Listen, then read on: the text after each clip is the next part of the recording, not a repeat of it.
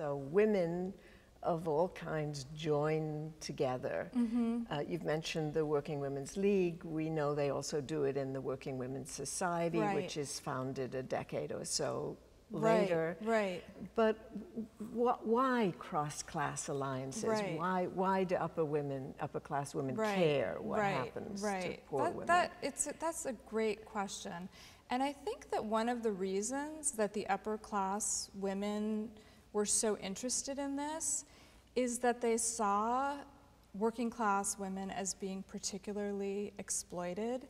They tended to be women who were interested in pushing for gender equality, and they saw that working women were suffering more than they were. At the same time, I think they felt a sort of kinship with working women because many of them, even if they were upper class, their class status was always related to their family relationships. So even if a woman grew up in very comfortable circumstances, if her father died or if her husband died, the family could have a sort of reversal of fortunes in which that woman would be, in the language of the time, cast upon her own resources and have to try to figure out how to make a living. So I think that that experience of sort of class insecurity made these upper class women kind of attuned to the struggles of working class women. That's fascinating. And do you think it also might have some relationship to the sense of what a family means to the nation at large? So I'm thinking back again to the abolitionist women who felt a kind of kinship with enslaved women because they felt that enslaved women were being deprived of the capacity to mother their children in part. So here we have these middle-income and prosperous women who also see wage-earning poor women unable to mother, or is that stretching it too far? I think what they see is that the idea of protection is sort of a fiction for all women. There was this idea that women were protected by men, that they were protected by family relationships. That goes back again to the antebellum period, to the domestic ideal that women were protected, and this meant that women were safe within households, that they would be politically represented by men. I think that even some upper class women, especially those that are interested in women's rights, start to see protection as a kind of fiction that is disempowering women politically. And they also, but they don't totally reject the idea. They think the women that actually need some protection are maybe some of these working women. And that leads them to advocate protective labor legislation. So I really think that what they're doing is they're sort of reconfiguring protection. They're trying to figure out what protection means. They're seeing that it's not really working in a lot of instances. They're worried about the conditions of working women and they want to make them better, but they also want to start asserting a new idea of women's freedom at the same time.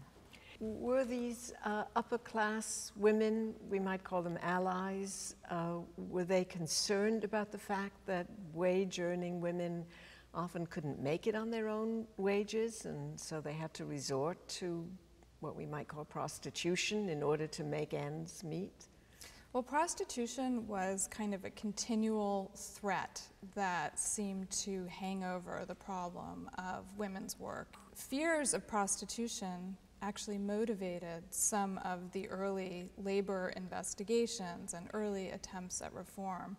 But one of the things that's really interesting to me is the ways that working class women themselves actually sort of appropriated this language of a threat of prostitution to argue that their conditions needed to be improved.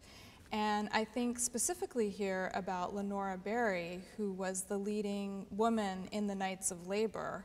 And she would invoke prostitution all the time, but basically she would invoke prostitution to lecture to male members of the Knights of Labor and say, listen, you need to include women in your labor organization, or this is what they're going to be reduced to. This is what your daughters will be reduced to prostitution, unless they can be organized and unless we can really make a fight for them to earn equal wages.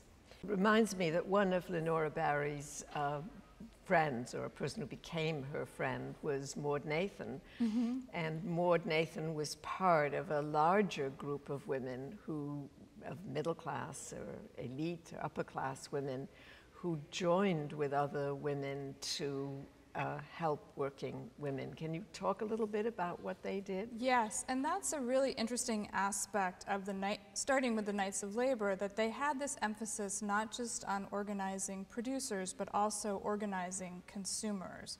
And so they were very strong advocates of a union label showing that goods had been made with workers who were organized. And this is something that the Consumers League actually picks up from the Knights of Labor. They pick up this idea that if goods are labeled, that is a way that might enable women to shop ethically. And I think that's the real innovation that you see with people like Maud Nathan or Helen Campbell, for example, or even Florence Kelly, that they pick up on this idea that upper class women can help working class women by shopping ethically. It's fascinating. So consumers unite with producers. Mm-hmm. In the case of women.